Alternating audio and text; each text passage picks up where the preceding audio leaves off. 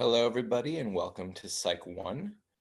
I have previously, on the welcome page, given you a small video about myself. And so here, the main way that I'm going to be delivering the lectures is by talking over the slides. So you will hear my voice, and I will explain as best as I can. Everything about this course. I hope that it intrigues you. I hope that it's interesting. I hope that it keeps your attention because we're getting through this in 5 weeks. And I welcome you. I will start here with the prologue, which is part of the first set of slides, the prologue and chapter 1. So I will do the prologue as its own sort of recording. And then I will split up chapter 1 into basically 2 parts. So there will be 3 parts to this prologue / chapter 1. And then when we get through this module, I will do chapter 2 in probably 2 recordings as well. So if you follow along, I have provided the slides for you. I am providing these recorded lectures for you.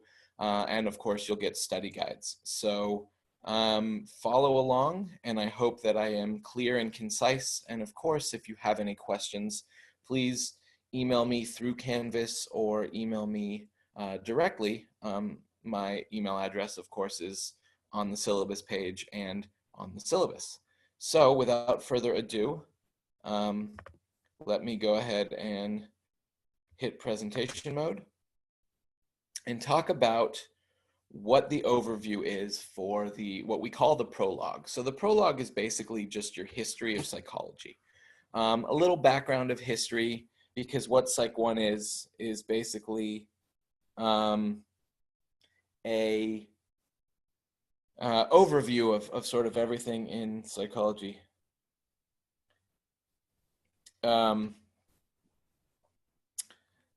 So we're going to talk about what psychology is and how we define it, how psychology came about out of the field of philosophy, how psychology was developed as a science and what that means.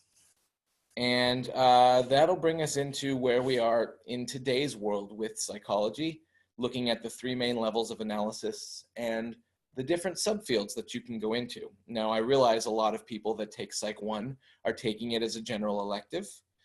Some people are undecided on if they want to become a psych major. And then there are those who are psych majors, and Psych 1 is just the first step in on the road to something in psychology, whether you like working with children, whether it's for a nursing program even, things like that. Psychology is important in everyday life, and I hope that I'll be able to sort of bring that out as we go through these lectures in this course, starting with the overview.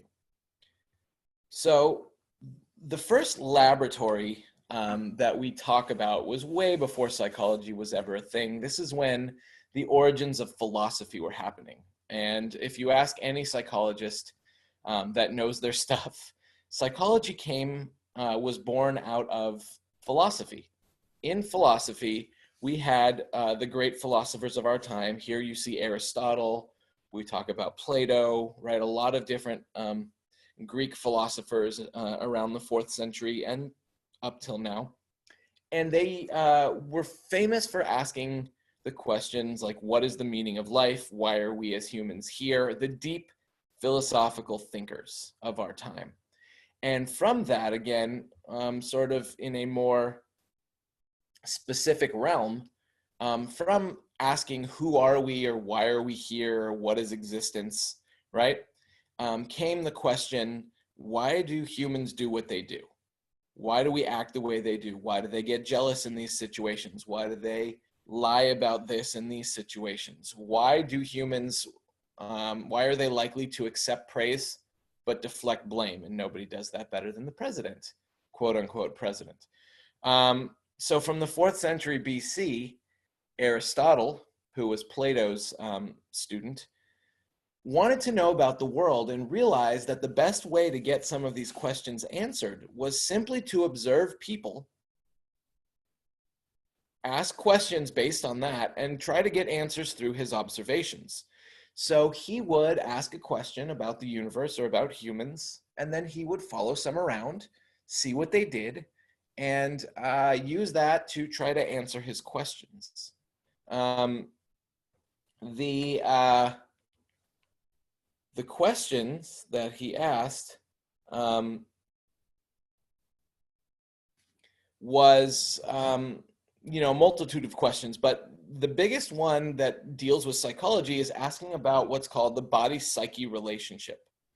In this case, are the mind and body two different things? Are the brain and body two different things? Is the brain made of the same material as the body? Or is the mind something completely different? Is it the same stuff as the soul? So this was the biggest question in psychology before psychology was even a thing. The way that he tried to answer these questions, Aristotle, was through observing and making guesses. And this is really what gave way to what we call the scientific method, where we ask questions about something, then we can test it, as we'll talk about in chapter 1. And then we see if we are correct. And if we were, great. And if we were not, let's keep going. We'll talk about that in the scientific method. So jumping from the 4th century BC to what was life in about 1879 in Germany. So Wilhelm Wundt, the man you see pictured here, was the first to coin the term psychology. And before there was any clinical psychology therapy, before they dissected health into mental health and physical health, Wundt brought the idea of science to the name of psychology. He defined psychology as the science of mental life.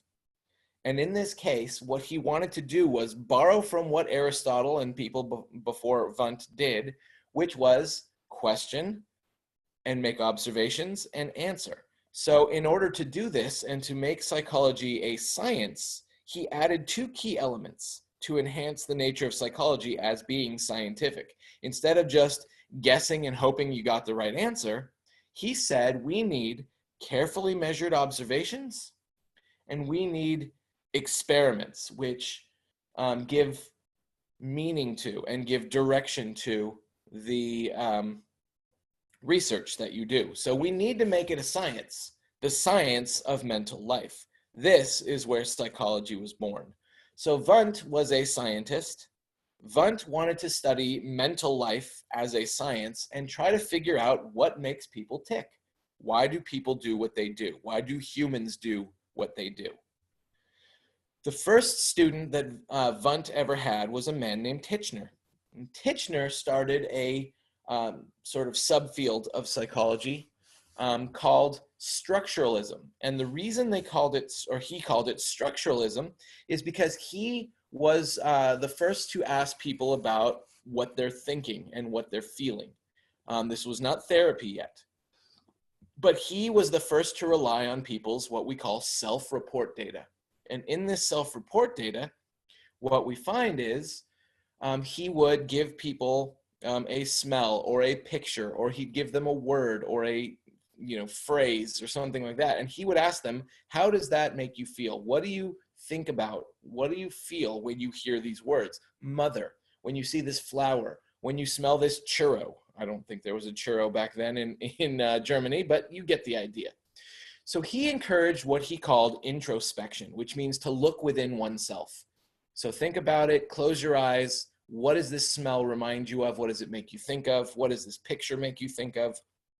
And he asked them to report on their 5 senses, their sensations and elements of experience in reaction to that thing. What does this flower mean to you? What does this brick mean to you? Whatever it was. And what he would do, the reason again he called this structuralism, is based on their self-report, what they would tell him, he'd write it down, and he would use that to build what he believed was the structure of their mind.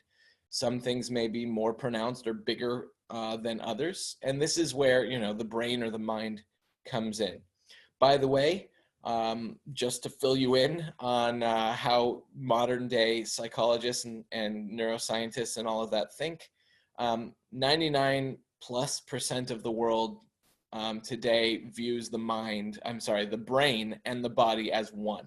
They're made with the same genetic material, and they influence one another, as we'll talk about getting into chapter 2. So if you're wondering where we stand today in the mind-brain dilemma, shall we say, that is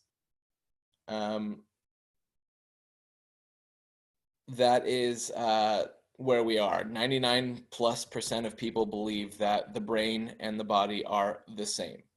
There are very few people that believe the mind is something metaphysical like the soul. But that's where we are. Moving on, the first American psychologist was a man named William James, and this came around, again, late 1800s, early 1900s, and he brought the idea of feelings into this. So he kind of took off with this idea of structuralism, and he evolved it into what he called functionalism. And he asked the question, what is the function of these things? So he studied human thoughts, human feelings, and human behaviors, and he asked the question, what function might they serve? When people get angry and they have anger behaviors where they are aggressive and they hurt people or punch walls when they're mad, he asked, what function might these serve for us to do that? Why would we get mad in the first place? If it's going to hurt us, what function does that serve? And he went a step further into this sort of branched off modern day into what we call evolutionary psychology, and I'll touch on that in a little bit. He said, how might they have helped our ancestors survive? So in this case, this is where I would ask you guys the question, which emotion do you think was the first to develop? And some people think, oh, happiness, oh, anger, because I just talked about anger. Well, actually, the answer is, at least the ones that we have come up with, is fear. Fear is believed to be the first emotion that was really discovered, and it was the most important emotion back in our ancestors' days. The reason? Well, that's pretty simple. If you're scared of stuff, then you would probably be best to stay away from it. If you are familiar at all with Charles Darwin and his theory of evolution and survival of the fittest, what Darwin said and what James sort of ran with in the psychology realm is that those that have the genetics will survive. What that also means is to have the right genetics, you need to know not just what to eat, but also what not to eat, what things to stay away from, like danger. If you walked into a cave and there was a giant saber-toothed tiger, and you wanted to stay and fight it off because, man should beat beast, chances are you would not finish that fight and you would not survive. Therefore, you would not advance your genetics. In that case, if you were smart enough to know, not only would you run out of that cave and hopefully survive, but you would never go back in that cave again because you don't want to have to take that risk. And congratulations, everybody that's listening to this now, your ancestors survived. They had the genetics to advance, and that's why you're here today. So congratulations. William James asked, how do these things cause us to function, or what functions do they serve? How might they have helped our ancestors to survive so that we could get here? And he was actually the first one to author a book about psychology, which was published in about 1900, about 10 years before he passed away, called Principles of Psychology. Now, of course, we have millions of psychology books. So let's get a little further on in time. So there was a dominant force in psychology for a good 40 to 50 years. Really, it started around 1920. And again, we got to William James, who was in the United States, and now we're back in the US. This is where the US started to sort of be the forefront and take over control, or at least popularity, in the field of psychology. Now, we're going to talk in chapter 7 about a man named Ivan Pavlov, who was not a psychologist and in fact really didn't like psychology.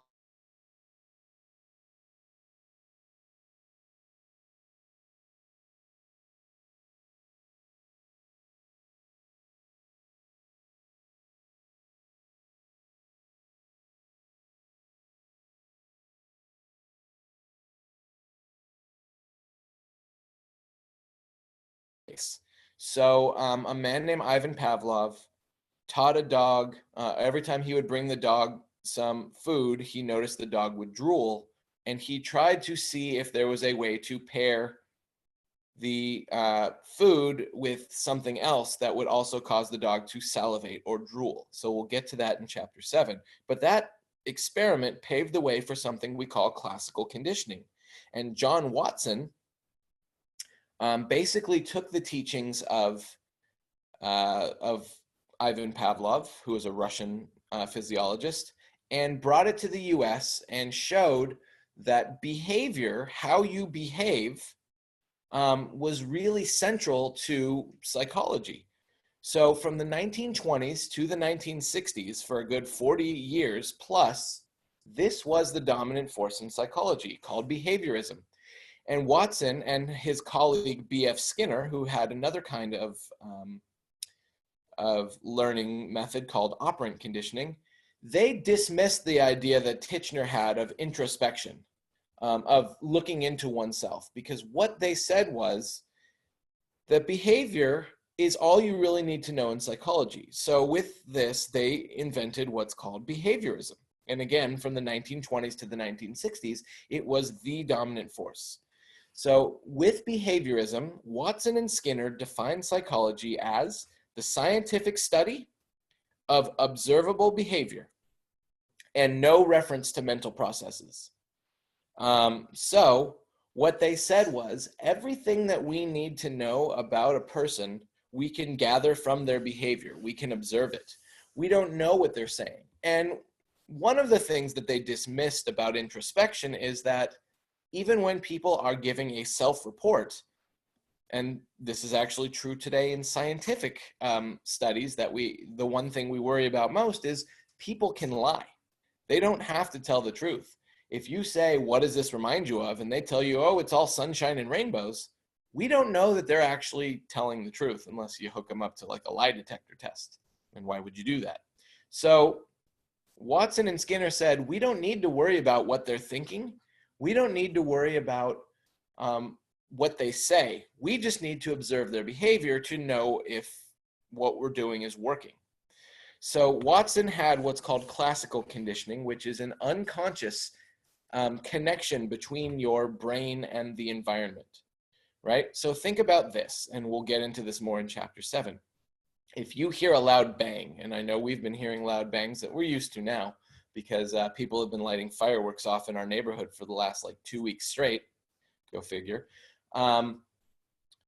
that a lot of times when you hear a loud noise, your body will flinch, right? You'll get that scared little flinch, right? And you'll cringe or you'll flinch, and it's an automatic reaction.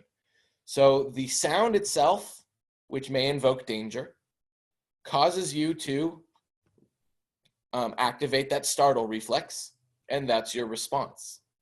We could do something like put a noise in front of that, and every time you heard a bell ring or something, and then you heard that, you would know that that loud noise was coming, and you'd probably flinch.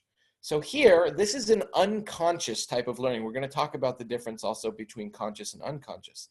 This is an unconscious type of learning that your brain does automatically. So Watson, with classical conditioning, would say, well, it's obvious that mental processes don't matter because it's an unconscious learning ability, this classical conditioning. So guess what? Conscious thought doesn't even play a part in this. It's all unconscious, automatic responses by your brain and your nervous system. Well, B.F. Skinner's was a little bit different. His was actual conscious learning, which we call operant conditioning. And that's where you do something and then you get a consequence. If it is good, like you eat your broccoli and your parents give you ice cream. I have an 8-year-old son, so that's why I use this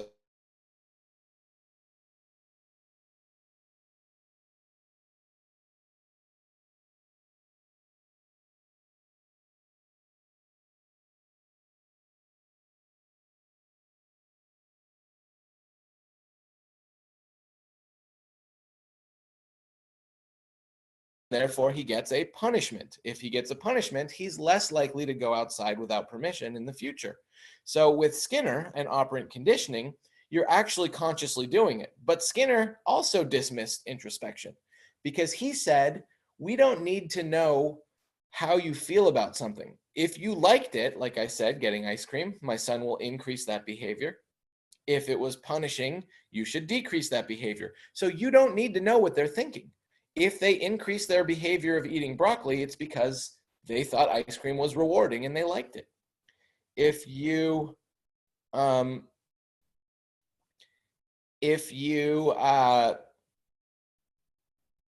do something bad and you get punished, you're less like, if they take away your video games, you're less likely to do it in the future. So according to Skinner, you don't need to know what they're thinking. You just need to observe. If they did more of a behavior, it was rewarding. If they did less of a behavior or stopped it, it was punishing. So what do we care about thoughts and feelings? Everything that we need to know, we can see from observation. And this was the most dominant force that was called behaviorism. When we get into chapter 7, Watson and his partner, Rayner, actually conducted a famous Little Albert experiment. And so I will give you guys the video for that and a couple of other things. So this was the dominant force from 1920 to 1960, and for almost half of a century, this idea of thoughts and feelings that were just introduced by William James were determined to be almost obsolete. And the second sort of biggest movement during that time was this guy, the poster child for psychology. You may have heard the name Sigmund Freud. He is, for all intents and purposes, the poster child of psychology. And he developed a type of personality psychology that's a lot of times called Freudian psychology because he's Freud. Really, it was the beginning basis of clinical psychology. And that's really, if you think of what is psychology, you think of, the science of mental life or the mind or the brain. But a lot of times when people hear psychology, they think therapy, they think mental health, they think things like depression, anxiety, right? Those types of things. Well, Freud had a lot of views that were very, very strange. And most of those theories can't be explained scientifically because he was the first to come up with it. So basically he made them up. Some of the things that he based his teachings on, seem to be things that we can see in the real world, even today. But a lot of it was way out in left field. So we call it psychodynamic theories or Freudian psychology. And he was in Austria again, around the 1890s or so.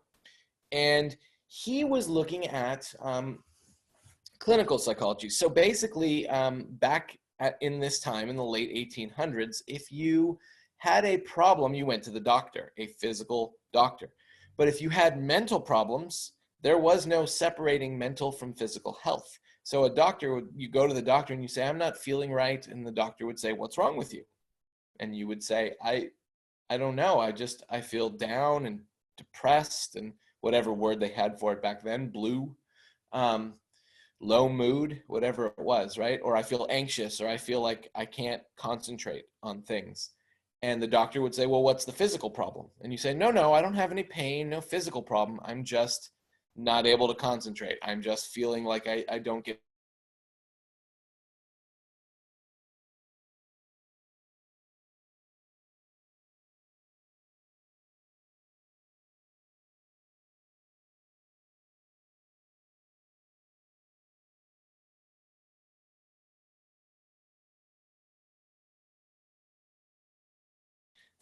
Mostly that these problems are stemming from an unconscious portion of your mind, which is the vast majority.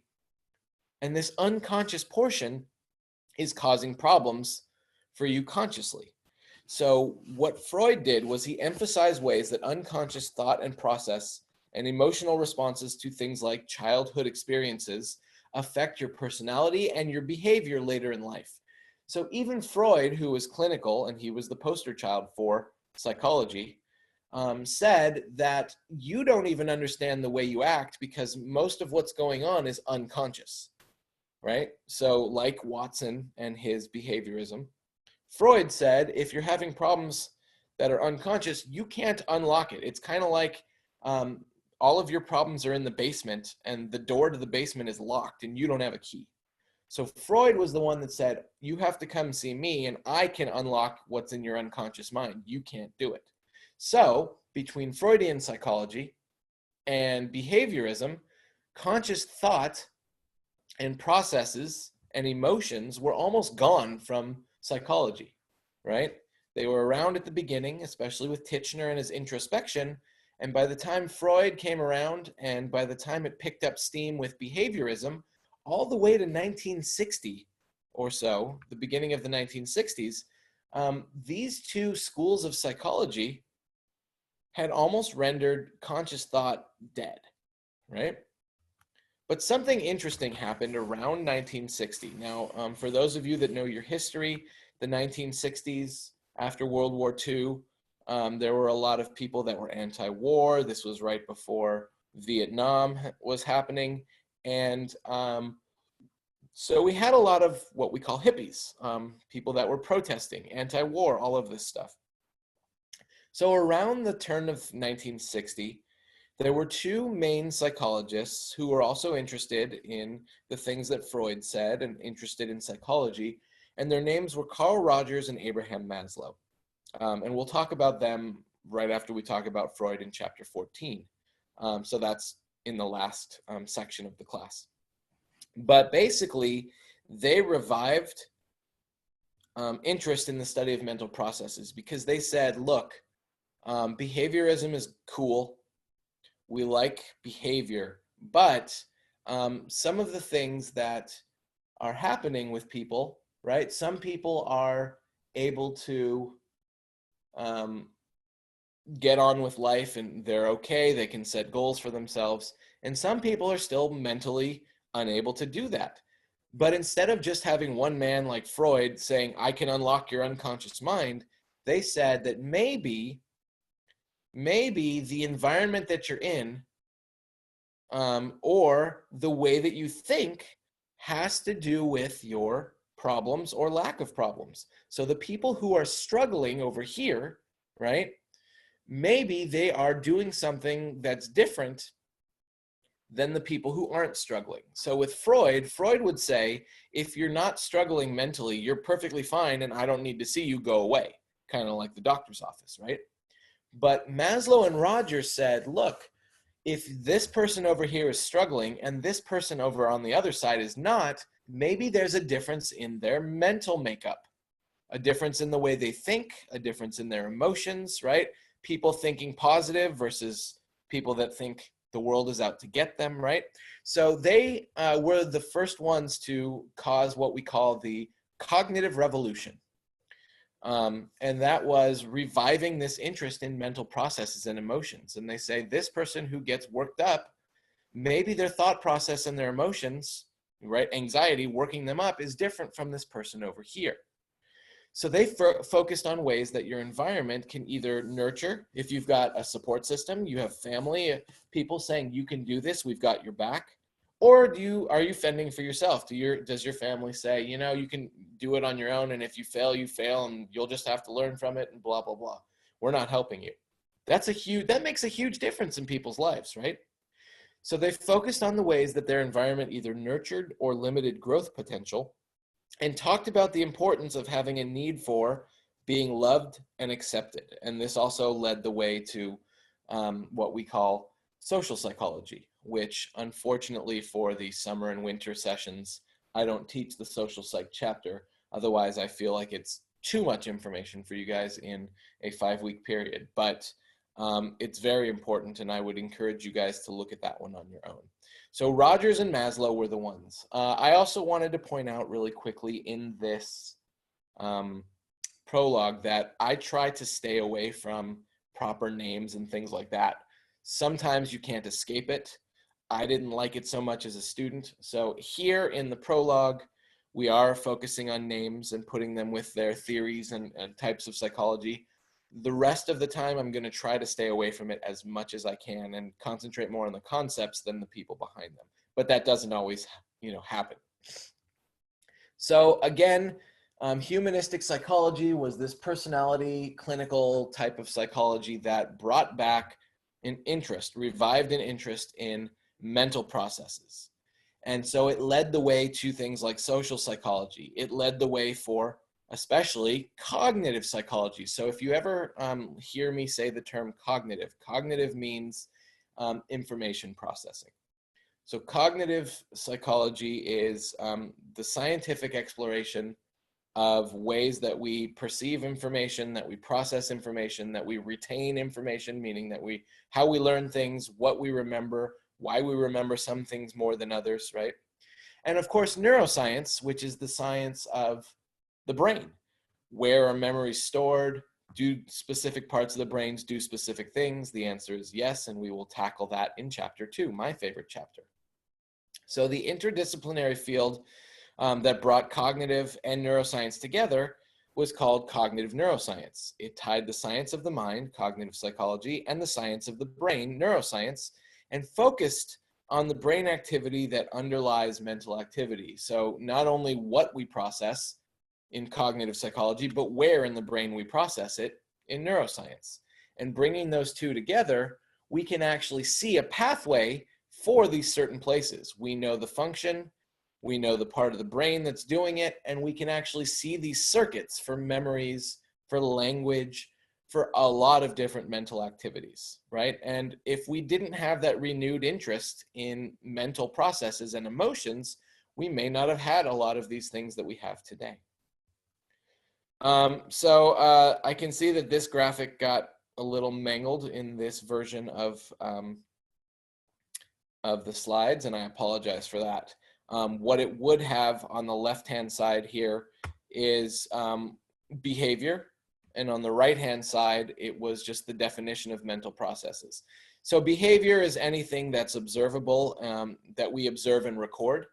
That's our behavior, right? If I see you do something, I want to measure aggression.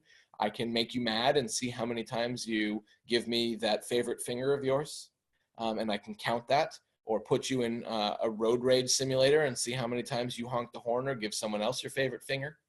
And mental processes, of course, are these things that come from cognition and, right, ask you self-report data and things like that.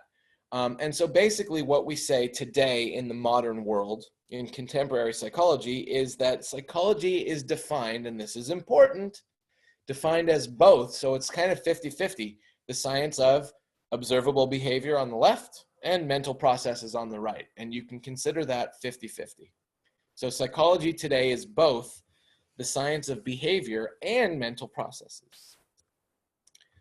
Today's field of psychology is growing and globalizing. Again, we started from, as I said, philosophy, but the pioneers of psychology have come from many fields. Physiology, so we can look at the brain and how it functions and what messages it sends to and from the body. Philosophy, of course, why are we here? What is our purpose? You know, all of the big questions got a little bit narrowed down into what makes humans tick. Why do we do what we do? What causes us to think, act, behave the way that, think, behave, and feel the way that we do. Medicine, because you know that we can take certain medications or drugs to help with things like depression. We know that there's mind-altering substances that cause us to trip or have, more energy or help us to get to sleep. So medicine, biology, all of these things come together in psychology. We've seen advances in psychology made from many different countries. Again, what started mostly in Europe and the United States has now spread rapidly with 182 countries that help to contribute to research and communication about psychology, right? International psychology societies. You don't need to know that specifically for an exam, but just know that it's grown from 1 or 2 countries to 182. And it helped us to understand how biology and experience work together for us, and fueled the second biggest question in psychology. So again, since the beginning of recorded history, BC, with Aristotle and Plato, that whole mind-body or mind-brain problem was the biggest probably debate in history. And again, 99% of those people believe the brain and the body are one and they communicate with each other. We have physical proof of this. But the second biggest, and probably still the biggest question today, is centering around the nature-nurture debate. And so I am debating myself on making an assignment. I think what I'm going to do is, since I'm going to give you guys an introduction assignment, I'm going to have you guys give me your answer on this one as well. So stay tuned for that. The big nature-nurture question asks, to what extent are our traits already set in place at birth? And by the way, this is a discussion that I would have with you guys in class, so it should be fair game. So it's asking, to what extent or what percentage are our traits already set in place at birth? That's our nature. That's our biology. Genetics that we get handed down from our parents. You may notice that you look like one or both of them. You may act like maybe them. Certain traits that are handed down, how much of that goes into who we are? And, or how we act, our personality, right? And to what extent do our traits develop in response to our environment or experience? So that's our nurture. So nature is saying biology that we're basically inborn with. And nurture refers to everything that goes on around us, how our parents raise us, and all of that stuff. We know that you don't have everything that you learn, right, at birth, but you do have a set of traits that you're born with, otherwise you wouldn't be born. So we know that nature is not 100%. We know that nurture is not 100% because you have certain things that are born, that are in your genetics, in your DNA when you're born. Everything else comes from learning, right? So we know that nature's not 100% and nurture's not 100%. But what do you think is the percentage? And why do you think these questions are even important? So, looking at this, and I'll give you a little bit of my opinion on it, but I want you guys to be able to discuss it on your introduction posts so that I know just how you feel. Let's look at some of the philosophers that tried to tackle the second biggest question in psychological history. The nature side had Plato. Plato said, your character and your intelligence is inherited. You get that in your genes from your parents. Some ideas are inborn. This is why some people can get through this class and not even study and still get an A. And some people can study their asses off, right? And try and still get no better than a B or C, if that. Why is that? Well, Plato would say that intelligence, at least partially, is inborn. Maybe it's a motivation factor, right? Rene Descartes was the first one to talk about a potential hydraulic system, or that there's waters and liquids. We know now that the body is 75% water. And Descartes was the one that said some ideas that you have are just intuitive. You didn't learn them from the world. They just came to you. So that's got to be some sort of nature, right? So these are the people that thought that nature was over nurture. So it could be 50-50. These people see nature as more of a percentage of who you are than nurture. And of course, our man Charles Darwin said traits, behaviors, and instincts are all part of the species. And that's where his idea of natural selection comes in. Survival of the fittest. Those who have the genes to be able to survive, run away from that cave with the saber-toothed tiger, those are the ones that are going to survive and advance their genes onto their next of kin, and so on and so on and so on to where you guys are here now. On the nurture side, though, Aristotle says, well, the content of the mind comes through the senses. And John Locke, who was way later in the 1800s, says that your mind, when you're born, your mind is a blank slate that needs to be filled with all this information. So the question I ask of you guys is, what percentage do you think is nature? What percentage do you think is nurture?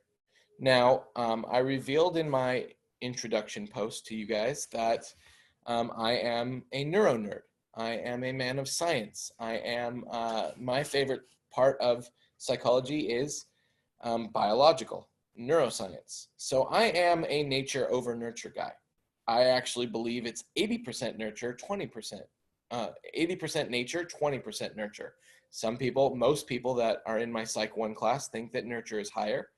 And I have a few reasons why I say this. The first is that I believe that your genes dictate your personality. They are not a blueprint for behavior, but they will tell me or tell you how you're going to act in certain situations as opposed to others. So this is something I call the Friday night test. One of the things I should point out is that one of the things that people don't realize when we make this debate or argument is that personality traits are definitely genetically driven. Things like people who are adrenaline junkies and go for like extreme sports, roller coasters, skydiving, cliff jumping, right? All of those things. People who have anxiety or no anxiety, those things show up, right? Whether you're outgoing and what we call extroverted, or whether you're introverted, which is always a lot of times mistaken for shy. So those things are developed through nature. Unless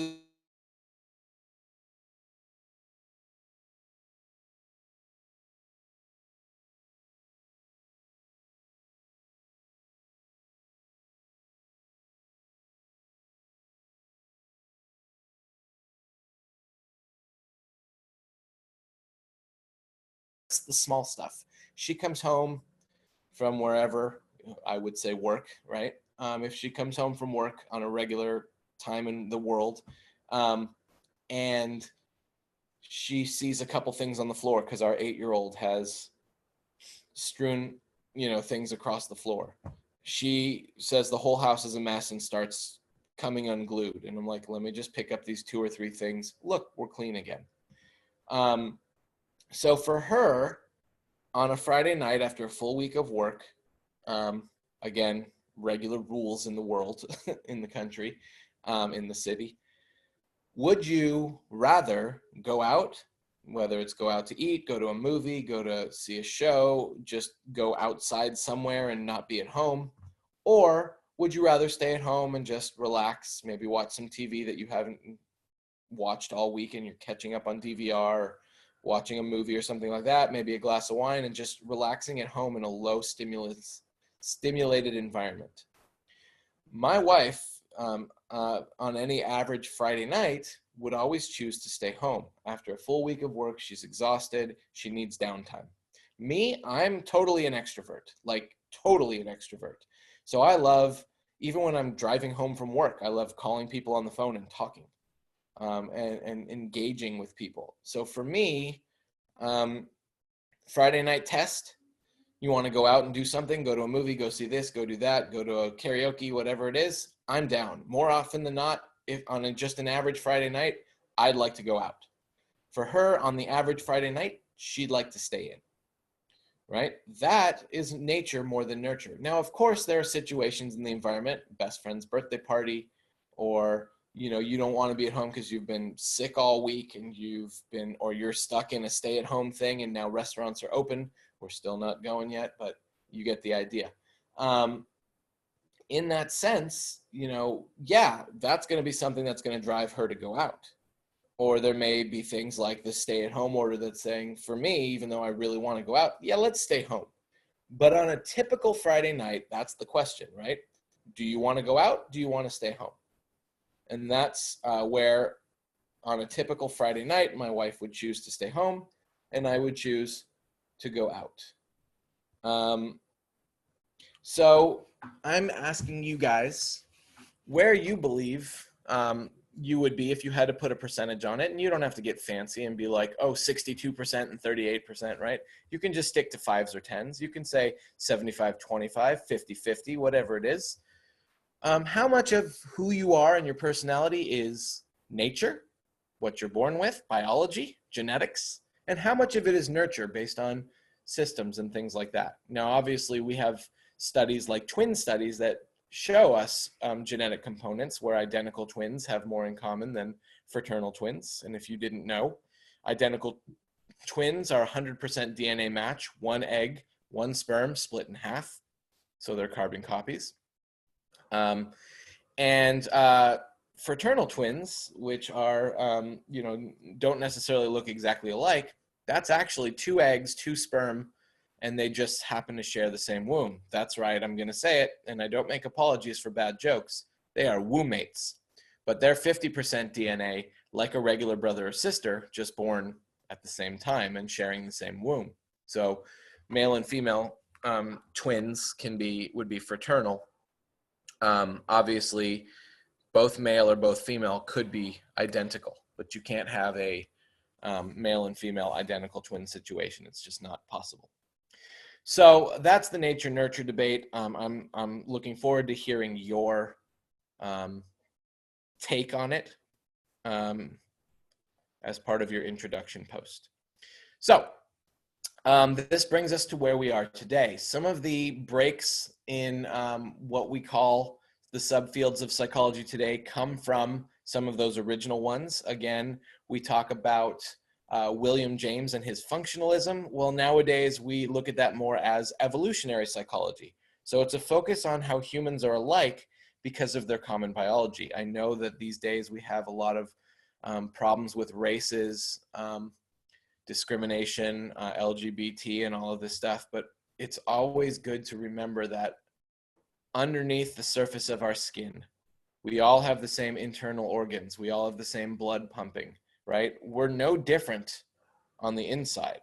On the outside, that's what people make of it, and it's not cool because we are all one, right? One race, one love. So it focuses how humans are alike because of their common biology and common evolutionary history. We all evolved from apes and things like that. That nature-nurture question fits right into what we call behavior genetics. So it focuses on the differences related to the different genes and our different environments. Again, how much is biology, how much is nature, and how much is nurture, how much is environment. Cross-cultural psychology is a way that looks at the different cultures. That could be race, that could be religion, that could be differences in traditions. And it focuses on the ways that our culture shapes our own behavior. Which processes, which things do people do? Are there certain cultures that are less sensitive to pain? Are there certain cultures that do this or that in different rituals?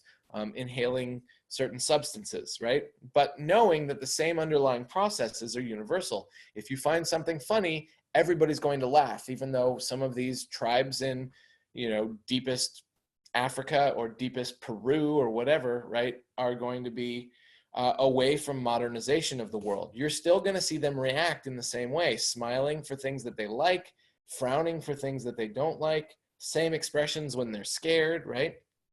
And that's what it shows us.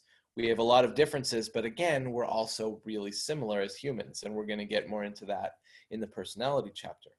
And of course, gender psychology, battle of the sexes. It focuses on the differences between men and women. We've seen books like Men Are From Mars, Women Are From Venus. We have these battle of the sexes board games and, radio stations in the morning that do men versus women. And, a lot of these things that they do and a lot of things that they say in the media will have you think that men and women are so fundamentally different from each other. But here's the thing that if you actually look at the research on gender psychology, what it shows you is that males and females are actually overwhelmingly similar. Brain structure, the way that they react to things. Do men have more overall body strength on average? Sure. Do women use more words than men as far as vocabulary? Slightly. Are men better with their hands or spatial? Possibly, but what these studies show us overwhelmingly is that the differences are so minuscule that you can't say that there's a clear difference. And so that's what you don't get from the media. That's what you don't get unless you actually look at the history of these studies that were done in psychology. So gender psychology is really interesting. And the most interesting part is that we're not as different as the media and the world makes us out to be. So looking, the last couple slides for this are the three main levels of analysis. This is how we're going to sort of run through each of the chapters for the most part, not really the first one, but the others. We have three levels that we look at. Some behavior or mental process. We can use the example of depression. A lot of people have been going through this more since the pandemic and things like that. So we don't just look at the biology. We don't just look at the psychological influences, and we don't just look at who else is influencing us social, culturally. We look at all three of these together. So if we were to use an example like, let's go with depression. Biological influences, genetic predispositions. As we'll talk about in the last chapter, one of the signs biologically of depression is lower levels of chemicals in your brain called neurotransmitters. And this could be neurotransmitters like serotonin, you've probably heard of, norepinephrine, and things like that. So genetically, if your parents had a family history of depression, your chances are increased. Doesn't mean you'll get it, may mean you get it easier than some other people. So genetic mutations, natural selection, and how our genes respond to the environment. For my wife, right, who has anxiety, she gets anxiety from a couple of pieces of paper on the floor. For me, it would have to be something monumental, and things like that. So those are your biological influences, your chemicals, your body chemistry. Psychological influence, and that's where medication would come in. So if you're taking an antidepressant to treat your symptoms, that's going to try to balance out, if you've ever heard the term chemical imbalance. We're trying to bring up your levels of serotonin and things like that and balance you out. Psychological influences are the things from from nurture, the environment, learned fears and other learned expectations. You feel like you're a failure compared to others, your emotional responses, how you process things, your perceptual interpretation. Again, borrowing from a little bit of humanistic psychology. Do you have people that promote you? Or do you think that you're a failure, right? Things like that can definitely correspond to behavior or mental processes like I'm not good enough, that could lead to depression. And of course, social cultural influence, the presence of others that are there, how your parents feel, right? There's some families that your parents say, just try your best. And even if you fail gloriously, the fact that you went through it and tried, that's all we ask. Some parents say, just pass with a C or better so that you're good. And as long as you've given enough effort to pass, then you're great.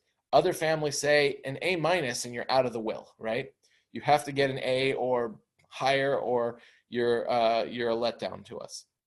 And that happens sometimes. Cultural, societal, family expectations. Your expectations for yourself. You may have had a checklist by the time I'm 18 or 21 or 25. I should have done this, this, this, and this. And if you haven't met those requirements, maybe you're not living up to your own potential, which could lead to, again, this process. Peer and other group influences, people that get you addicted to cigarettes, drugs, alcohol, peer pressure, that you feel like you're letting your friends down. And of course, compelling models like the media telling you what, that if you do this, if you protest, you're labeled a criminal. If you do this, if you do that, that, especially living in LA, that people have to be thin and look like models and be talented and all of this stuff. And so you're putting yourself and comparing yourself to this impossible standard you couldn't live up to. And that could be, again, all of these things: biological, psychological, social, cultural. These are the three levels of analysis that go into it. If you're depressed, it could be from one or a combination of all of these, right? So that's what we're going to be focusing on. The last thing that we're going to talk about in this prologue is just looking at the subfields of psychology. Again, neuroscience focuses on how the body and brain enables emotions, memories, sensory experiences, what part of the brain is responsible for what. How do pain messages, these are sample questions, how do pain messages travel from the hand to the brain? How is blood chemistry linked with things like moods and motives? Again, like depression, anxiety, right? So what subfields would we see? Biological psychology, cognitive psychology, clinical psychology. Evolutionary psychology asks how natural selection has promoted the survival of our genes. So again, borrowing from Darwin, borrowing from William James. How does evolution influence our behavioral tendencies? When we get mad, when we do this, when we do that, how did this evolve over time? Biological psychology, developmental as we're going from young to old, social psychology, how we interact with others. Behavior genetics, again, asking percentages. How do our genes and environment influence our individual differences? One of the things that I didn't point out, which I always do in class, so I'm going to do it right now. Sorry if I'm too wordy for you, is the office building example.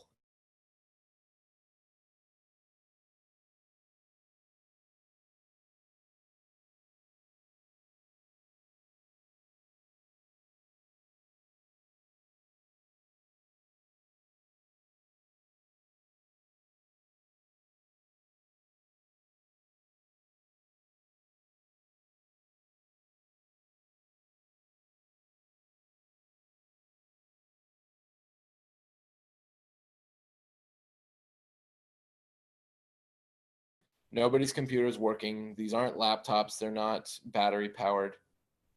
We've lost power on these desktops, and nobody can get anything done. So person on the right has anxiety, right? So same exact environmental situation, different personality traits. What happens? The person on the right with anxiety starts freaking out, thinking they're going to lose their job, they're going to get fired, family's going to divorce and disown them.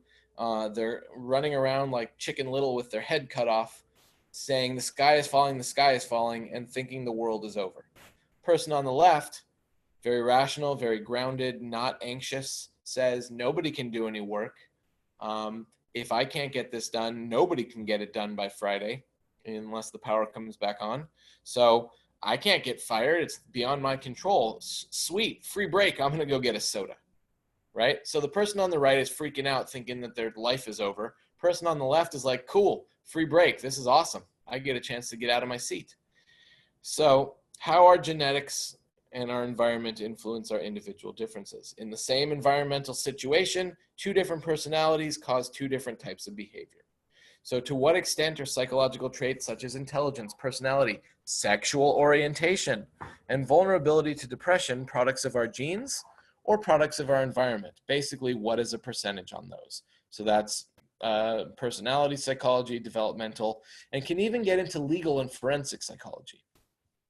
Psychodynamic theories are more of the Freudian, how behavior springs from our unconscious drives and conflicts, how someone's personality traits and disorders, how can they be explained by things like unfulfilled wishes, childhood traumas, how your parents treated you, were there any problems growing up that could reflect how you act as an adult? Clinical counseling, personality psychology. Behavioral, right, comes from behaviorism, how we learn our responses. This is classical operant conditioning. How do we learn to fear particular objects or situations? Oops, sorry, I jumped the gun accidentally. And childhood traumas. Oh, sorry. How do we learn to fear particular objects or situations? What is the most effective way to alter our behavior to get us to stop doing something we shouldn't be doing? Smoking, drinking, losing weight, things like that. How can we get into a habit? How can our behavior change? Clinical counseling, and this big one, industrial organizational, or IO. This is a bigger one in the last 40 years or so, because when psychology started, we thought about how to deal with the brain and our problems in everyday life. But what about ones that come just from work? A lot of people can tell you, especially in this time right now with essential workers and things like that, that going to work is very stressful, right? Just to not contract something or to stay, healthy. So it wasn't until the 1970s or so that people realized that how they act at work can have a huge impact on their psychological well-being. So now the field of industrial organizational is probably the biggest, rapidly growing, and money-wise, most advantageous for people. If you're wondering what to do with a degree in psychology, a lot of people go into IO, or industrial organization, and they go into workplaces and they tell bosses how to best manage their time, or workers how to best be the best version of themselves, and implement, systems in there to be able to do that. So just to let you know, if you're thinking of a career in psychology, IO is a pretty good one to go into if you want to make a good amount of money. Social cultural, again, that third that third level of analysis, how our behavior and thinking vary across different situations, different cultures, different time periods, right? How are we alike as members of one human family? How do we differ as products of our environment? This is developmental, social psychology, clinical, and counseling. So there you have it, folks. This is the sort of overview of the history of psychology into where we are today. This will be part of the first exam. It'll be this little prologue lecture and then chapters 1 and 2. So I encourage you to strap in, get comfortable, and follow along as we go through the journey of Psych 1. And with that, I say thank you, and I will talk to you guys very soon.